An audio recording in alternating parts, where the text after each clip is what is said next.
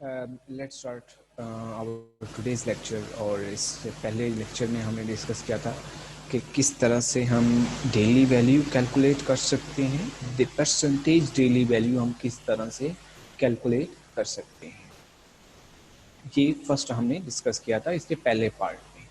ठीक है, और हमने हर न्यूट्रिएंट की परसेंटेज डेली वैल्यू निकालना सीखी थी। आज हम इसमें थोड़ा सा इससे आगे सीखेंगे कि किस तरह से आप जो है कुछ और हम टर्म्स सीखेंगे और किस तरह से आप अपने एक न्यूट्रिशन लेबल अपनी कैलोरीज के मुताबिक कैसे बना सकें। ठीक है, आज हम उसके बारे में भी डिस्कशन करेंगे। चलिए, परसेंटेज डेली वैल्यू क्या होती है।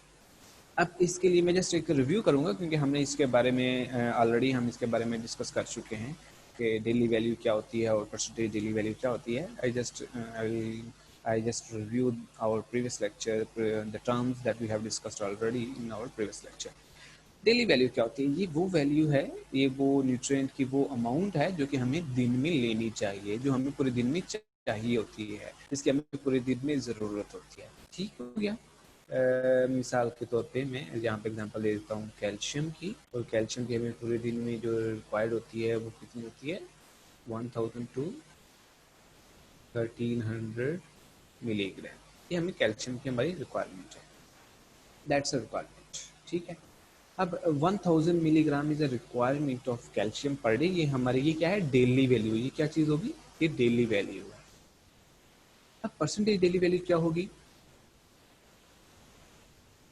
ठीक है, परसेंटेज डेली वैल्यू क्या होगी कि आपके टोटल आपका जो है मिसाल के तौर पर ये मेरे पास एक फूड है और दैट्स अ पैक्ड फूड, जो उसके अंदर जो है कैल्शियम मौजूद है वो मौजूद है अबाउट 16 ग्राम। ठीक, 16 मिली ग्राम कैल्शियम मौजूद है इसमें। और इसकी जो परसेंटेज डेली वैल्यू, ये 16 ग्राम मौजूद है और 16 ग्राम की परसेंटेज डेली वैल्यू कैसे कैलकुलेट करेंगे? 16 डिवाइडेड बाय डेली वैल्यू क्या है? 1000 मल्टीप्लाइड बाय 100। ये क्या आ जाएगी? Percentage daily value. मिसाल के तौर पे ये परसेंटेज डेली वैल्यू आ गई है, दैट्स अ 5%। एग्जाम्पल दे रहा हूँ, अभी कैलकुलेट मैंने नहीं किया। ठीक है, तो परसेंटेज डेली वैल्यू क्या है कि आपको पूरे दिन में जो चाहिए उसमें से कितना परसेंट उस न्यूट्रिएंट का इस पैकेट में, इस फूड में मौजूद है, that is the percentage daily value. समझ आ गई होगी आपको कि डेली वैल्यू वो चीज़ जो हमें पूरे दिन में चाहिए। परसेंटेज डेली वैल्यू के उस फूड में जो आप कंज्यूम कर रहे हैं उसके अंदर स्पेसिफिक न्यूट्रिएंट का जो कि पूरे दिन में आपको चाहिए, उसकी टोटल अमाउंट का कितने परसेंट इस पैकेट में मौजूद है, इस फूड में मौजूद है, वो है परसेंटेज डेली वैल्यू। ठीक हो गया। ये हमने चीज़ें जो है ये हमने पहले डिस्कस कर ली हैं, तो मैंने जस्ट इसको रिव्यू कर दिया, आपको समझ आ गई होगी।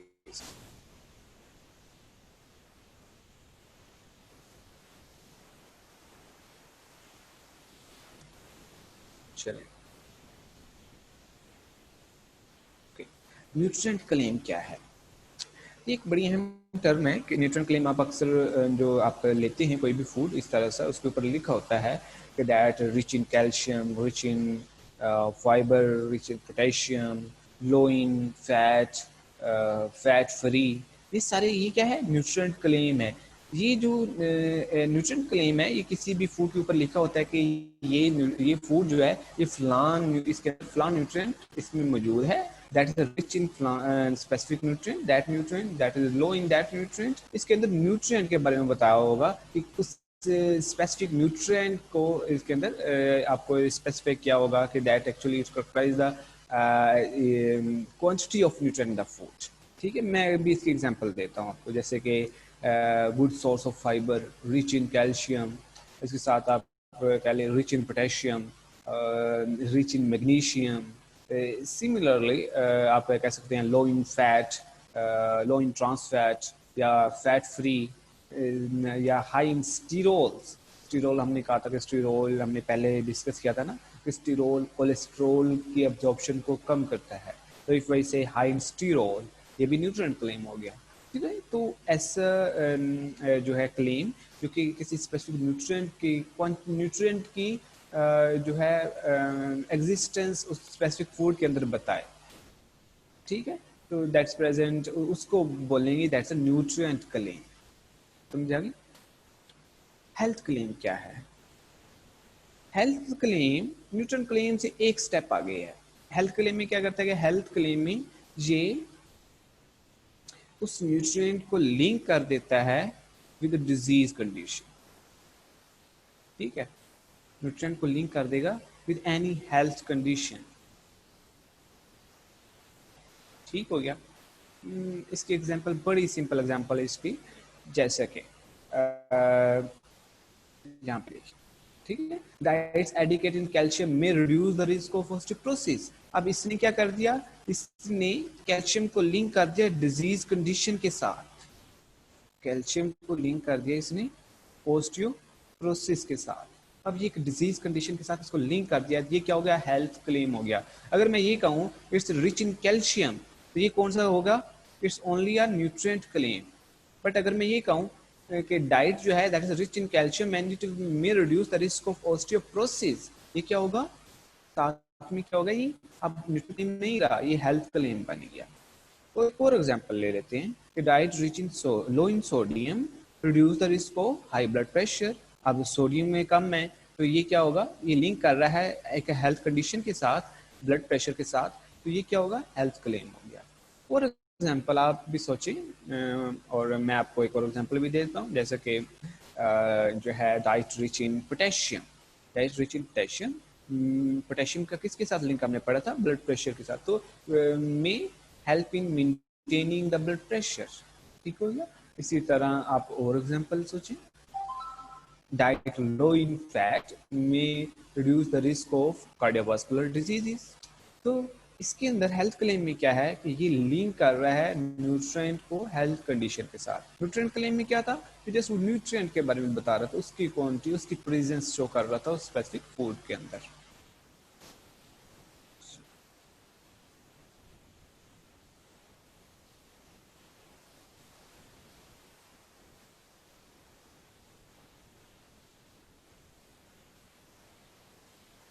ठीक है।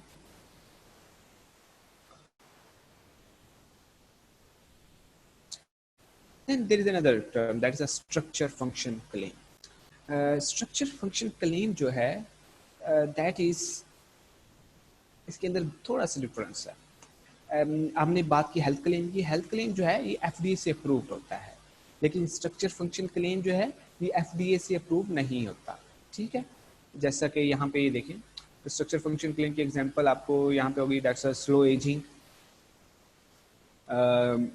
यहाँ पे इस तरह improve memory, build strong bones, may reduce risk of heart disease, promote heart healthy। देखो healthy heart, इसकी ये एग्जांपल है, इसके अंदर ना उन्होंने न्यूट्रिएंट के बारे में नहीं बताया, जस्ट जो क्लेम है वो शो कर दिया, ठीक है। जस्ट वो जो आप हेल्थ बेनिफिट है वो बता देगा, that is slow ageing, improve memory, that is prevent from जो है वो osteoporosis, you can say that आप जो है प्रिवेंट फ्रॉम कार्डियोवास्कुलर डिजीजेस, में reduce the risk of blood pressure, high blood pressure.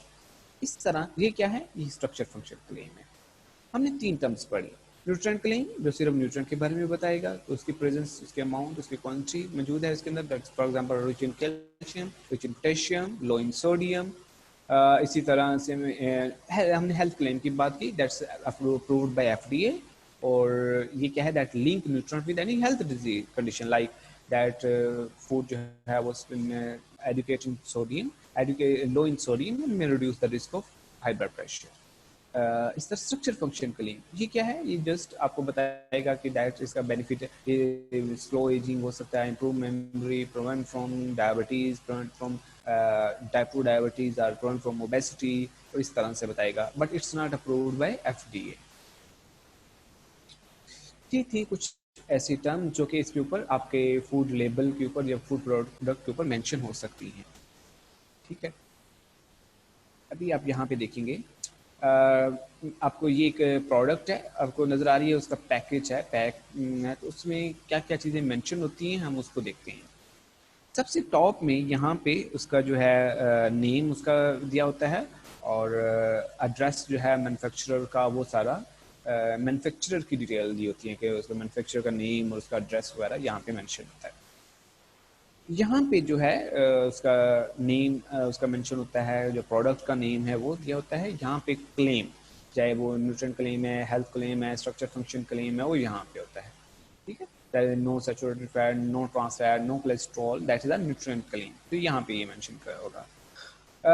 यहाँ पे वेट, नेट वेट जो फूड का है, जो ऑलरेडी पैक करके आप उसका वेट करते हैं, तो कितना वेट है उसका, वो यहाँ पे मेंशन है होता है। ठीक है, एंड देन यहाँ पे अप्रूव्ड हेल्थ क्लेम। ठीक है, यहाँ पे अप्रूव्ड हेल्थ, यहाँ पे न्यूट्रिएंट क्लेम है, दैट्स यहाँ पे उसका अप्रूव्ड हेल्थ क्लेम जो है वो उसका यहाँ पे मेंशन करेंगे। तो ये था कि उसका जो मेन जो है उसका अपर फेस है वो किस तरह से आपको नजर आएगा, इसके अंदर ये चीज़ें मेंशन होंगी। अभी हम बात करते हैं ये वाले एरिया की, न्यूट्रिशन फैक्ट्स की। ये है न्यूट्रिशन फैक्ट्स, ये जो है दैट्स कि हम इसको किस तरह से डिज़ाइन कर सकते हैं। यहाँ पे टॉप के ऊपर आप लिखते हैं कि सर्विंग साइज़ क्या है उसका, कंटेनर जो है सर्विंग साइज लिखेंगे, और साथ में लिखेंगे टोटल इस कंटेनर के अंदर सर्विंग्स हैं कितनी। मिसाल के तौर पे एग्जांपल देता हूँ कि आपके पास एक जो सॉफ्ट ड्रिंक लेते हैं, दैट इज़ द 1 लीटर की एक आपने सॉफ्ट ड्रिंक ली, और हमने पढ़ा था कि सॉफ्ट ड्रिंक जो है वो बेवरेज का जो सर्विंग साइज है वो कितना है, 8 आउंस, 8 आउंस है। ठीक है, दैट्स अप्रोक्सीमेट 240 ml। ठीक हो गया। अब जो है एक ounce, that 1 ounce is 1 serving. अब एक सर्विंग साइज तो बता दिया कि दैट इज द 1 सर्विंग जो है 8 आउंस जो है that is equivalent to 1 serving. लेकिन हमारे पास जो ड्रिंक है वो पूरी 1 लीटर है, 1 लीटर बेवरेज है। अब 1 लीटर में कितनी सर्विंग्स होंगी total, tell me in the chat box, सब भी चैट बॉक्स में बताएं। 1 लीटर में कितनी सर्विंग्स होंगी?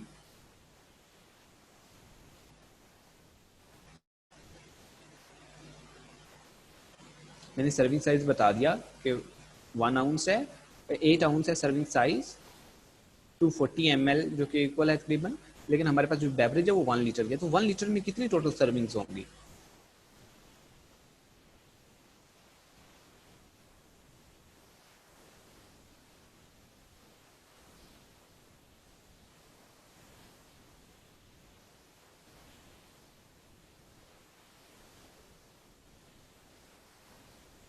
जी,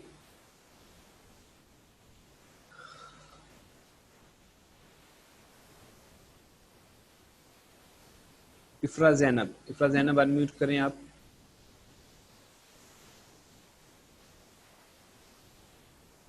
इफ्रा जैनब अनम्यूट करें। Yes sir. जी, अभी मैंने पूछ रहा हूँ कि आपके 1 लीटर में कितनी सर्विंग्स होंगी, कैलकुलेट करके बताएं।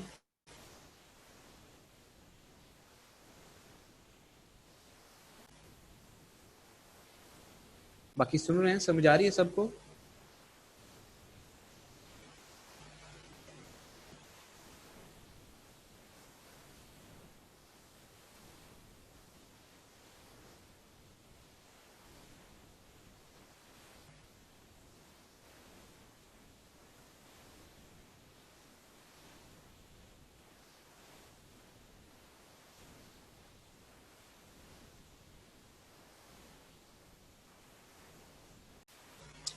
ओके, मैं ये कह रहा हूँ, ये जो है न्यूट्रिशन फैक्ट्स टेबल आपको इस तरह से नज़र आता है। आप कोई भी जो प्रोडक्ट देखते हैं उसके ऊपर आपको इस तरह से एक टेबल बना हुआ नज़र आता है। हम जो सीखने जा रहे हैं, हमने यहाँ पे करना ये है कि हम ये इस टेबल को किस तरह से हम डिज़ाइन कर सकते हैं। ठीक है, तो सबसे पहले जो है आप लिखते हैं, सबसे पहले यहाँ पे आप लिखते हैं कि उस जो है प्रोडक्ट के अंदर उसका सर्विंग साइज क्या है, और एक पूरे कंटेनर में पूरा जो पैकेट है उसके अंदर टोटल सर्विंग्स कितनी है, सबसे पहले आप ये लिखते हैं। तो मैंने एक एग्जांपल दी, मैंने कहा कि मेरे पास एक बेवरेज है जो कि 1 लीटर की है। ठीक है, 1 लीटर की है, और एक बेवरेज का जो सर्विंग, एक बेवरेज उसके अंदर जो एक सर्विंग साइज है, सर्विंग साइज जो है वो कितना है, हमें बेवरेज का सर्विंग साइज हमने पहले पढ़ा हुआ है, तो वो कितना है that is the 8 ounce. 8 ounce is the beverage serving size, 1 serving है, ठीक है। अब इस 8 ounce जो है वो एक सर्विंग के इक्वल है, तो 1 लीटर में टोटल कितनी सर्विंग्स होंगी? क्या करना है आपने? सिंपल बताइएगा, समझ आइए इसकी कि कैसे कैलकुलेट करेंगे इस पूरे लीटर के अंदर सर्विंग्स। 1 लीटर में कितने ml होते हैं? 1000 ml, ऐसे ही ना। और 8 आउंस कितने ml के इक्वल होता है? 240 ml, ठीक है। और जिसको हम मोस्ट ऑफ द टाइम हम 1 कप कंसीडर करते हैं, तो वो हम 240 ml कंसीडर करते, 250 ml कंसीडर करते हैं, ठीक है। तो ये कितनी हो जाएंगी टोटल सर्विंग्स, कितनी हो जाएंगी इसकी?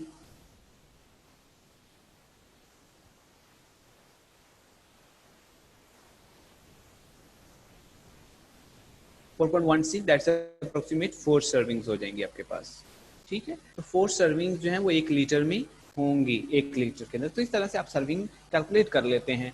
टोटल अमाउंट कितनी है, आपको सर्विंग साइज अगर पता है तो टोटल कंटेनर की सर्विंग्स आप निकाल सकते हैं। मैं कह दूं कि एक सर्विंग साइज जो है वो 240 ml है, मेरे पास टोटल जो कंटेनर है, जो टोटल बेवरेज मौजूद है वो 1000 ml है, तो उसकी सर्विंग साइज निकाल दें। जस्ट आप डिवाइड कर देंगे 1000 को उससे, तो आपके पास टोटल सर्विंग साइज आ जाएगा कितना है। तो इसी तरह इन्होंने यहाँ पे सर्विंग साइज ये निकाला हुआ है कि एक सर्विंग साइज है वो 28 ग्राम है, तो कंटेनर में कितना सर्विंग्स हैं? 14 सर्विंग्स हैं। तो ये आपने यहाँ पे लिखना है इस तरह, ठीक है। सबसे पहला स्टेप ये है।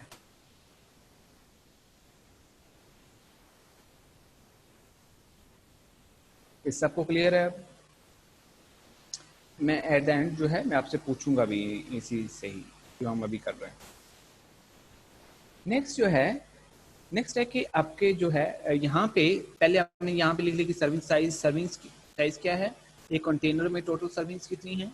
देन आपने लिखना है कि पर सर्विंग, एक सर्विंग के अंदर जो है वो कैलोरीज कितनी है, कैलोरीज वो कितनी दे रहा है, ठीक है।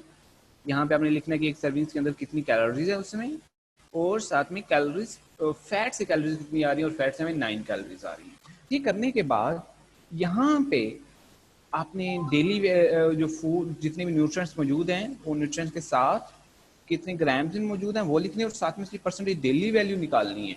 अब परसेंटेज डेली वैल्यू कैसे कैलकुलेट करते हैं ये आपको पता है, हमने इसको पहले देख चुके हैं कि आप कैसे कैलकुलेट करते हैं परसेंटेज डेली वैल्यू, और जहाँ पे परसेंटेज डेली वैल्यू आप कैलकुलेट करते हैं, ठीक हो गया। और उसके बाद यहाँ पे जितने भी बाकी वाइटामिन्स हैं और मिनरल्स मौजूद हैं वो सारों की परसेंटेज डेली वैल्यू यहाँ पे आप लिखेंगे। उन सारे वाइटामिन्स और मिनरल्स की परसेंटेज डेली वैल्यू आप यहाँ पे कैलकुलेट करके लिखेंगे। समझ आ गई? ओके। उसके बाद यहाँ पे एक स्टेटमेंट आती है कि ये जो आपने कैलकुलेट की हैं ये 2000 की बेस पे कैलकुलेट की हैं। अगर मैं आपको कहूँ कि आपने 1500 की बेस पे कैलकुलेट करना है तो कर लेंगे? अक्सा अब्दुल खालिक अनम्यूट करें। Yes sir. अक्सा अब्दुल खालिक ये बताएं, यहाँ पे इन्होंने कहा कि 2000 की बेस पे कैलकुलेट की गई हैं, अगर मैं कहूँ कि 1500 की बेस पे कैलकुलेट करें तो कर लेंगे? जी सर, इसको 2000 की जगह 1500 से कर देंगे डिवाइड। हाँ, बिल्कुल ठीक है। अगर मैं कहूँ कि आपने अपनी कैलोरीज के मुताबिक कैलकुलेट करना है तो कर लेंगे इसको? यस सर, फिर अपनी कैलोरीज निकाल के उससे कर लेंगे। हाँ जी ठीक है।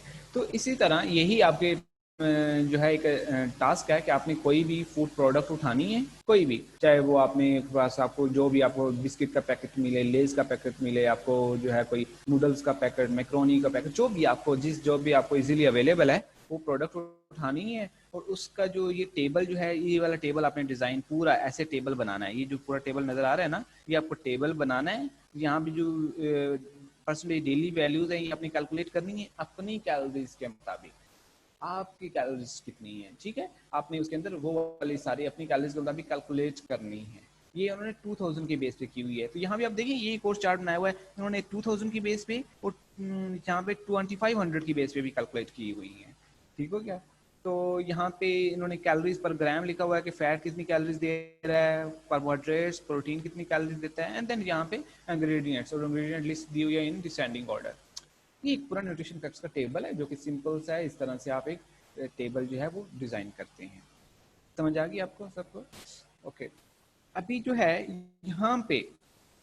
यहाँ पे मेरे पास है, ये है 25% वाइटामिन ए यहाँ पे मौजूद है 25%। अब इस 25% ये क्या है, डेली वैल्यू है, परसेंटेज डेली वैल्यू है। अभी मैं आपको कहता हूँ कि 25% को मुझे जो है वाइटामिन ए माइक्रोग्राम में हम लेते हैं, इसको माइक्रोग्राम में कन्वर्ट करके दो। मेरे पास मौजूद है वाइटामिन ए,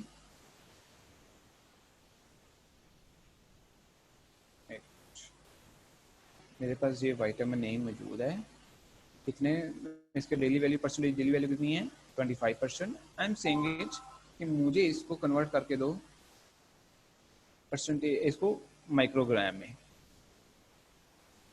क्या आप कर लेंगे इसको कन्वर्ट?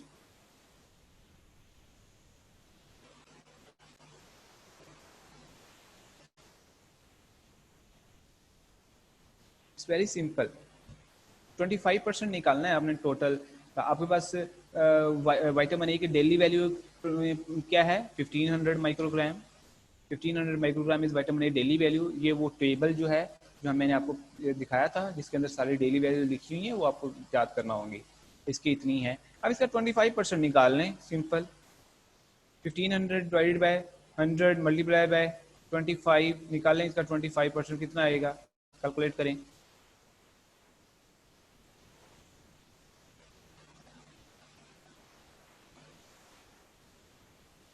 375। तो इस पैकेट के अंदर विटामिन ए कितने माइक्रोग्राम मौजूद है, 375 माइक्रोग्राम। ठीक हो गया। इस तरह यहाँ पे विटामिन सी के बारे में बताया हुआ है, कैल्शियम के बारे में बताया हुआ है, आयरन के बारे में बताया हुआ है कि आयरन इतने परसेंट मौजूद है।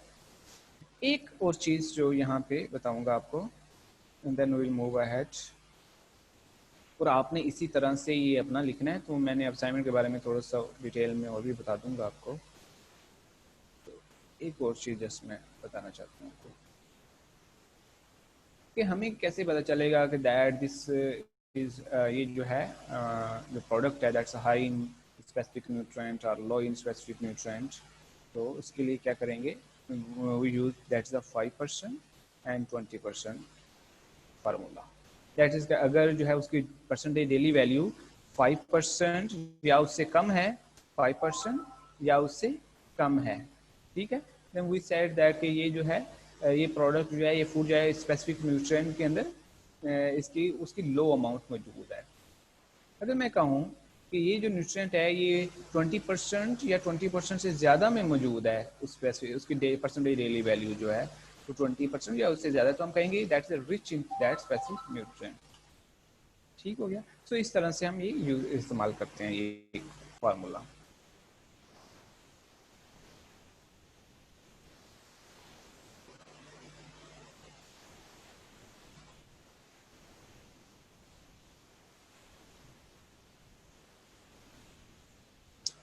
सो यहाँ पे बताया हुआ है कि आप अपनी कैलोरीज के मुताबिक जो है calculate personal daily values. Personal daily values अपनी कैलोरीज के मुताबिक इस तरह से कैलकुलेट कर सकते हैं। इसको हम ऑलरेडी डिस्कस कर चुके हैं, ठीक है, तो you can review it yourself. ठीक है, it was all about today's lecture. और हमारा जो है जो आपके असाइनमेंट है, आपने क्या करना है असाइनमेंट में, नंबर 1 कोई ऐसी एक, नंबर 1 क्या करना है आपने, कोई ऐसी प्रोडक्ट उठा लेनी है, कोई भी उसका रैपर, उसका जो ऊपर वाला कवर है ना वो ले लेना है, चाहे वो कौन सा भी, कोई सा भी आपको मिल जाए, चाहे वो आपको जो है वो किसी भी कन्वीनियंट जो भी चीज़ हो आपको, जिसका पैकेट मिल जाए वो आप ले लें। ठीक हो गया। आपने सबसे पहले वो फूड प्रोडक्ट सेलेक्ट कर लेने हैं, कोई भी जिसका आपको पैक्ड फूड प्रोडक्ट आपको ले लेनी है, ठीक है। सेकेंड नंबर पे आपने अपनी कैलोरीज कैलकुलेट करनी है कि आपकी कैलोरीज क्या है। थर्ड नंबर पे आपने वो सारी जो फूड लेबल जिस तरह बना हुआ है वो आपने इस तरह से एक डिज़ाइन करना है, लेकिन जो परसेंटेज डेली वैल्यू वहाँ पे निकालनी है वो आपने अपनी कैलोरीज के मुताबिक जो निकालनी है। डेली परसेंटेज डेली वैल्यू जो है वो आपने अपनी ओन कैलोरीज, अपनी कैलोरीज निकाल लेंगे और उसी के मुताबिक आप डिज़ाइन करेंगे। और जब आप निकाल रहे होंगे तो सारी कैलकुलेशन आपने वहाँ पे मेंशन करनी है, सारी कैलकुलेशन अपने कार्बोहाइड्रेट की परसेंटेज डेली वैल्यू निकाली, वहाँ पे मेंशन करेंगे, फैट की निकाली, वहाँ पे मेंशन करेंगे, प्रोटीन की निकाली आपने, वहाँ पे आप मेंशन करेंगे। सारी कैलकुलेट करके, जैसे हमने कैलकुलेट की है ना सारी चीज़ें, वैसे आपने कैलकुलेट करनी है। आपने ये सारी जो है एक फाइल बना लेनी है अपने पास, जो है एक पेजेस पे रफ, जो अपने पेज हैंड रिटन होनी चाहिए, ये हैंड रिटन होनी चाहिए, आपने कहीं से वैसे नहीं करनी, अपनी हैंड रिटन होनी चाहिए। जब ये हो आपके पास आ जाएगी, आपने उसको अपने पास सेव रखना है। आप इसको कैलकुलेट करें, सेव करें, लेकिन अभी नहीं, अभी मैं आपको बताऊंगा कि आपने सबमिट कैसे करना है, कब करना है। अभी आपने सबमिट इस असाइनमेंट को नहीं करना, सबमिट जब मैं बताऊंगा आप सबमिट उसको तब करेंगे, लेकिन आपने अपने पास ये रख लेनी है। मैं आपको टाइम भी दे दूंगा तब तक करना है, तो आप इस तरह से आपने अपनी एक असाइनमेंट बनानी है, लेकिन ये आपने हार्ड फॉर्म में बनानी है। तो एट द एंड जब मैं असाइनमेंट चाहिए होगी तो मैं आपको बता दूंगा कि आपने कैसे मुझे सबमिट करनी है, लेकिन अभी आप अपने पास रखें, मैं आपको ये टाइम बताऊंगा कब करना है।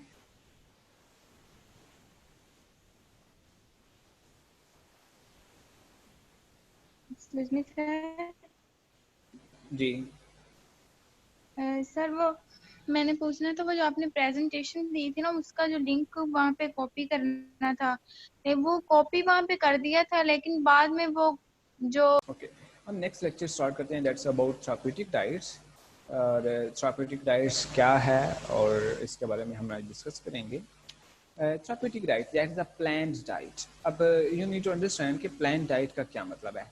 प्लान्ड डाइट इज कि आप किसी पेशेंट से रिलेटेड, पेशेंट उसको पर्सनलाइज्ड प्लान बनाते हैं, पर्सनलाइज्ड डाइट बनाते हैं कि मतलब पेशेंट की नीड के अकॉर्डिंग, लाइक के आप patient need is that depend on उसकी कैलोरीज की नीड, कैलोरिक नीड, उसकी न्यूट्रिएंट नीड।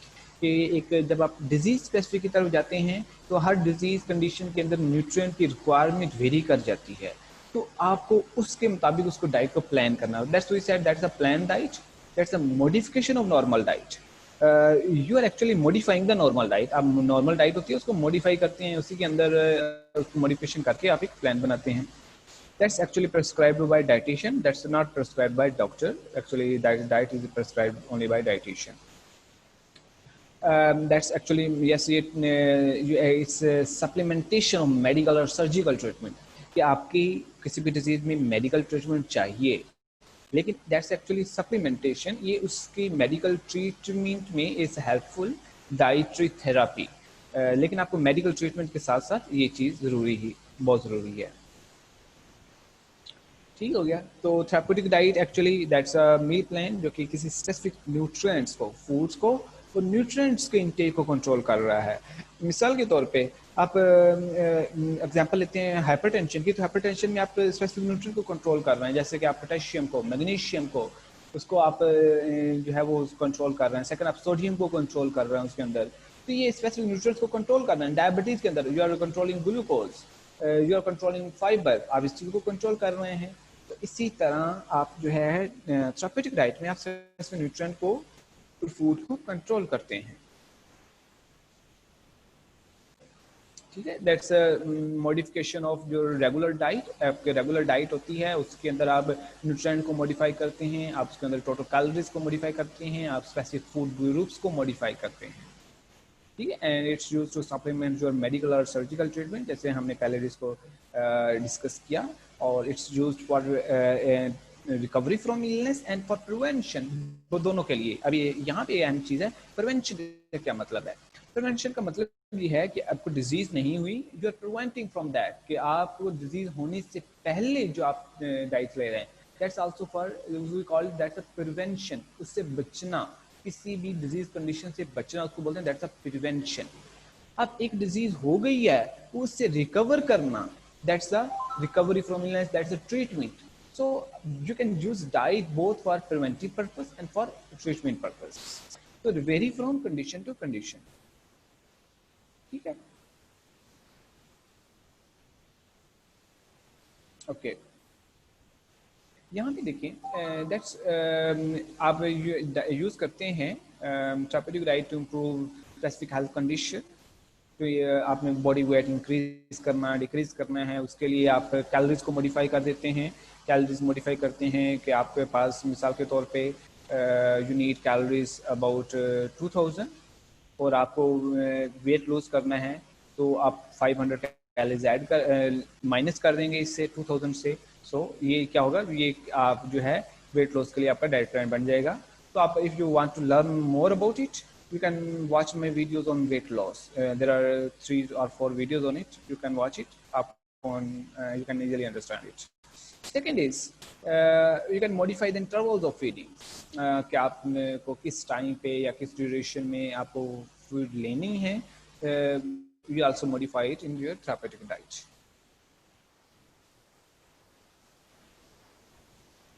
आप जो है वेट लॉस के ऊपर if you want to learn, कुछ स्टूडेंट्स इंटरेस्टिंग होंगे, can watch my videos weight loss के रिलेटेड जो हैं।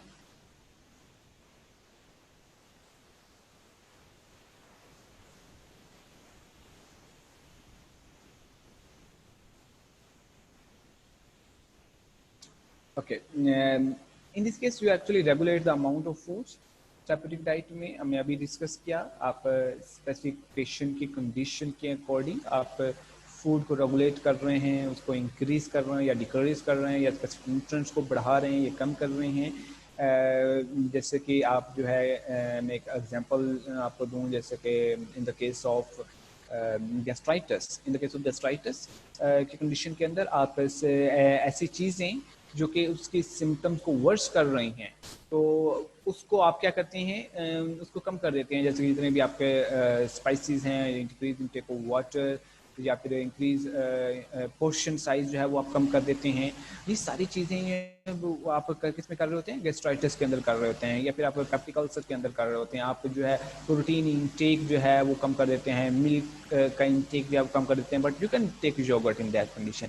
ये क्या है, रेगुलेट कर रहे हैं हम फूड को, अमाउंट को ना सिर्फ रेगुलेट कर रहे हैं, स्पेसिफिक फूड ग्रुप्स को भी रेगुलेट करते हैं।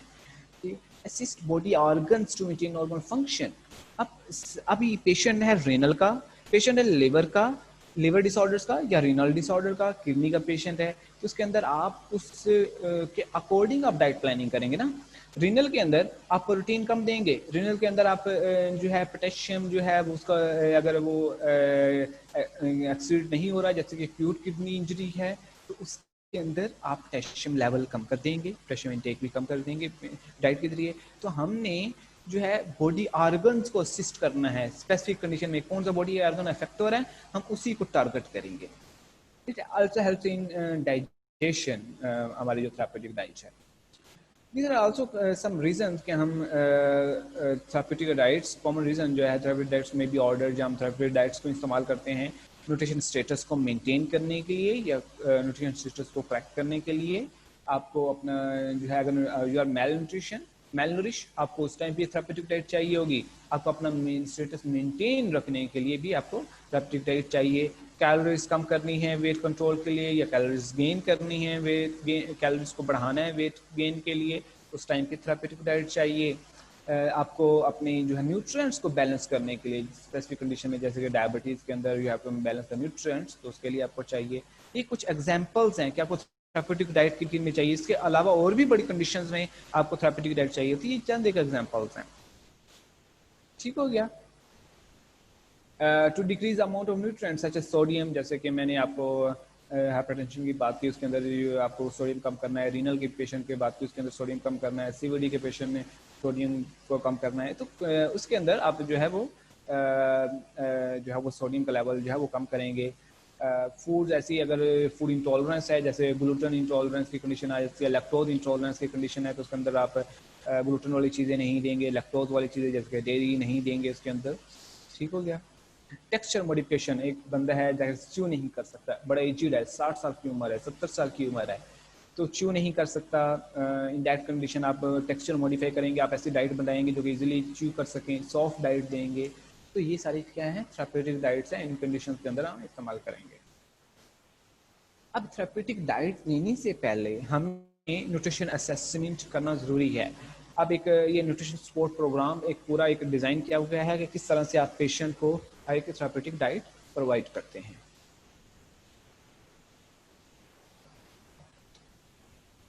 ये देखें, पेशेंट आया यहाँ पे आपके पास, सबसे पहले आपने पेशेंट की स्क्रीनिंग करनी है।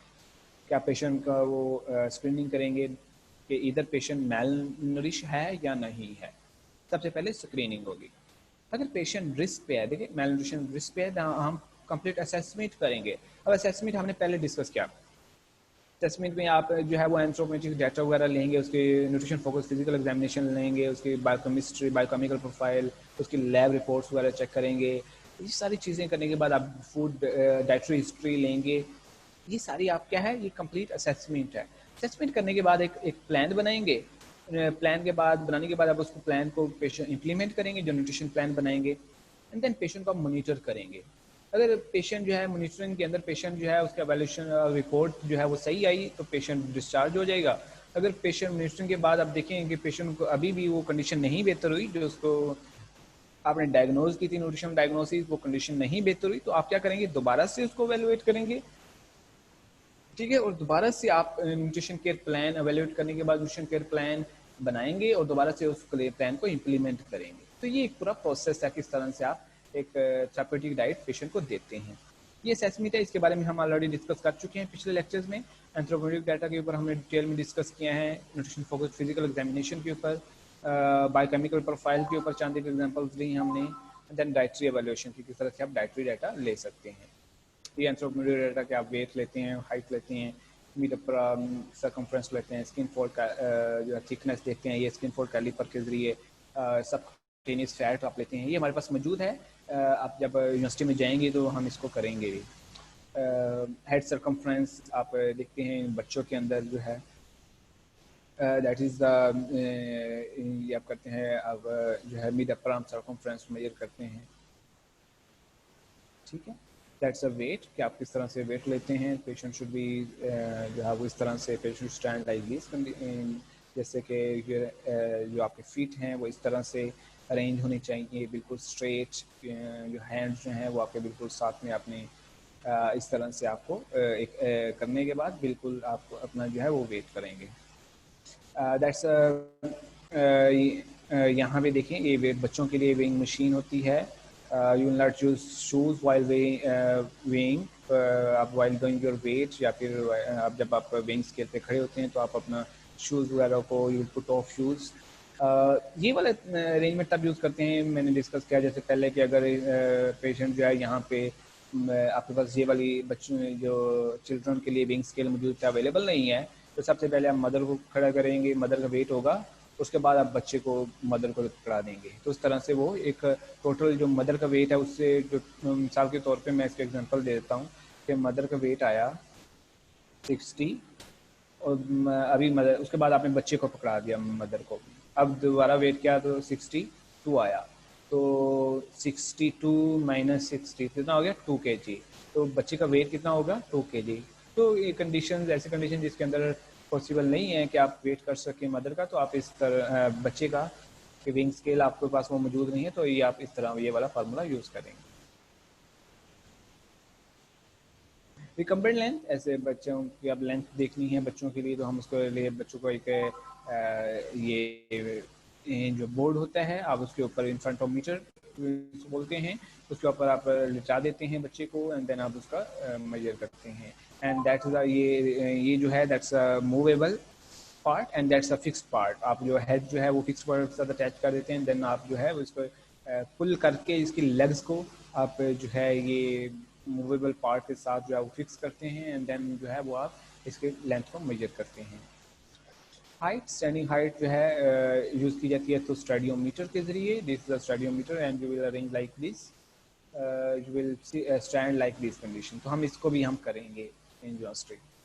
वैक भी हम देखेंगे, मीटर पर मसल सर्कमफ्रेंस, ये भी हम चेक करेंगे जब हम यूनिवर्सिटी में जाएंगे, तो इसको भी हम करेंगे। वैक जो है दैट्स मेल न्यूट्रिशन असेसमेंट के लिए इसको इस्तेमाल किया जाता है specially in children.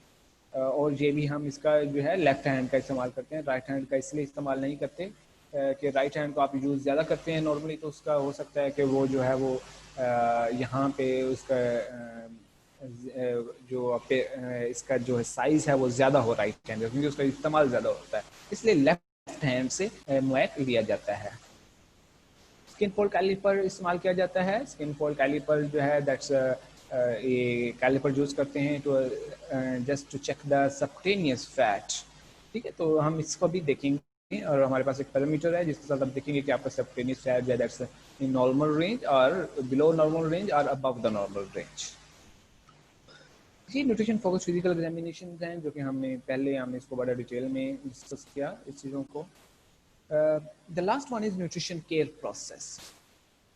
Nutrition care process actually that's a procedure जो कि एक प्रोसेस है जो कि इस्तेमाल किया जाता है हॉस्पिटल्स के अंदर just to provide nutrition care to the patient. ठीक है, तो यहाँ पे इसके 4 स्टेप्स हैं: nutrition assessment, nutrition diagnosis, intervention, monitoring and evaluation. सबसे पहला जो स्टेप है that is the nutrition assessment. ठीक है, इसके अंदर न्यूट्रिशन असेसमेंट के अंदर आप क्या करते हैं? आप डाटा को कलेक्ट करते हैं और एनालाइज करते हैं न्यूट्रिशन असेसमेंट के अंदर। आप कौन सा डाटा कलेक्ट करते हैं? You will collect food and nutrition related history, biochemical data. Food and nutrition related history में आप जो है उस डाइटरी हिस्ट्री लेंगे, इधर 24 आवर डाइटरी रिकॉल से ले लेंगे या फिर जो है फूड फ्रीक्वेंसी क्वेश्चनर से ले लेंगे जो हमने पहले डिस्कस किया। बायोकेमिकल डाटा, आपका जो biochemical data and medical test and procedures, या आप उसके बायोकेमिकल डाटा जो उसके मेडिकल रिपोर्ट्स हैं वहाँ से आप डाटा लेंगे। एंथ्रोपोमेट्रिक डाटा, उसका वेट हाइट, जैसे हमने भी बात की वेट हाइट, उसका मैक, उसका हेड सर्कमफ्रेंस अगर लेना है बच्चे का तो ये सारी जो है स्किन फोल्ड कैलिपर, ये सारे एंथ्रोपोमेट्रिक डाटा में आएंगे। न्यूट्रिशन फोकस्ड फिजिकल एग्जामिनेशन लेंगे कि आप जो है वो उसके फिजिकल साइंस एंड सिम्टम्स से आइडिया लगेंगे किस न्यूट्रिशन की डेफिशिएंसी है या नहीं है। देन क्लाइंट हिस्ट्री के उसकी पेशेंट की पीछे किसी और फैमिली मेम्बर को तो ये चीज़ें कोई डिजीज़ तो नहीं है, किसी को डायबिटीज़ नहीं है या किसी और कंडीशन तो नहीं है, ये क्लाइंट हिस्ट्री लेंगे। एंड देन डॉक्यूमेंट, उसको हम सारी चीज़ों को नोट डाउन कर लेंगे। ये क्या है? Nutrition assessment. हम बात कर रहे हैं न्यूट्रिशन केयर प्रोसेस की। हमने कहा कि न्यूट्रिशन केयर प्रोसेस ये वो प्रोसेस है इन जिसके अंदर आप केयर प्रोवाइड करते हैं पेशेंट को हॉस्पिटल सेटअप में, और ये प्रोसेस को फॉलो करते हुए आप एक केयर प्रोवाइड कर रहे हैं, न्यूट्रिशन केयर दे रहे हैं। तो इसका जो पहला स्टेप है, हमने कहा 4 स्टेप है: न्यूट्रिशन असेसमेंट, डायग्नोसिस, उसके बाद intervention and then monitoring and evaluation. Assessment में हमने कहा कि ये हम चीज़ें जो है करते हैं, हम उसका food and nutrition related history लेते हैं, बायोकेमिकल डाटा और मेडिकल टेस्ट प्रोसीजर से रिलेटेड डाटा लेते हैं, एंथ्रोपोमेट्रिक डाटा लेते हैं, न्यूट्रिशन फोकस्ड फिजिकल एग्जामिनेशन, फिर क्लाइंट हिस्ट्री और इसको डॉक्यूमेंट कर लेते हैं। अभी हमने ये जो सारा डाटा लिया है इसी की बेस पे हमने क्या करना है? डायग्नोज करना है, हमें प्रॉब्लम को आइडेंटिफाई करना है, न्यूट्रिशन डायग्नोसिस करनी है। मिसाल के तौर पे मैंने जो है उसका देखा, उसके एंथ्रोपोमेट्रिक डाटा लिया और मैंने कहा कि उसका BMI जो है, एंथ्रोपोमेट्रिक डाटा लेने के बाद मैंने कहा कि उसका BMI जो है वो है लेस देन 18 है। ठीक है, 18.5, तो इसका मतलब है इट्स अ अंडरवेट। तो मेरी न्यूट्रिशन डायग्नोसिस क्या होगी? अंडरवेट।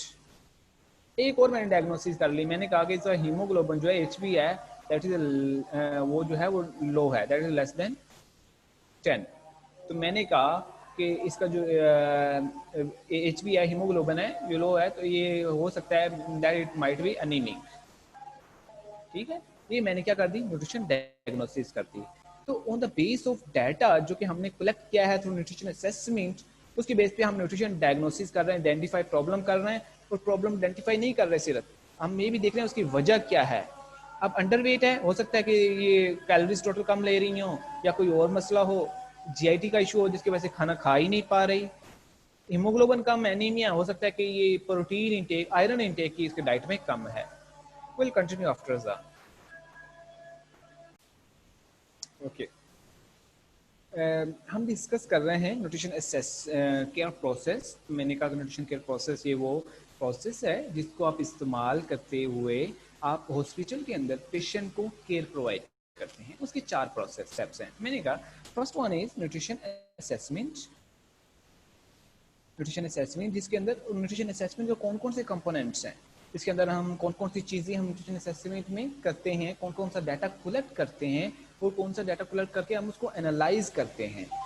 हम इसके अंदर फूड एंड डाइटरी हिस्ट्री लेते हैं, biochemical data, medical test procedure इसके बारे में हिस्ट्री डाटा लेते हैं, एंथ्रोपोमेट्रिक डाटा लेते हैं, न्यूट्रिशन फोकस्ड फिजिकल फाइंडिंग्स, इसको डाटा लेते हैं, देन क्लाइंट हिस्ट्री के बारे में डाटा लेते हैं। ये सारा डाटा लेने के बाद हम इसको एनालाइज करते हैं, एंड देन एनालाइज करने के बाद हम न्यूट्रिशन डायग्नोसिस करते हैं। डायग्नोसिस क्या की, मैंने कहा कि मैंने एंथ्रोपोमेट्रिक डाटा से ये देखा कि बीएमआई कम है, इसका मतलब है कि पेशेंट अंडरवेट है। अंडरवेट है तो इसका मतलब है कि पेशेंट या तो कैलोरीज जो टोटल ले रहा है, हमने ना सिर्फ प्रॉब्लम को आइडेंटिफाई करना है बल्कि ये भी देखना है उसकी काज क्या है, ताकि हम इंटरवेंशन उसके मुताबिक दे सकें।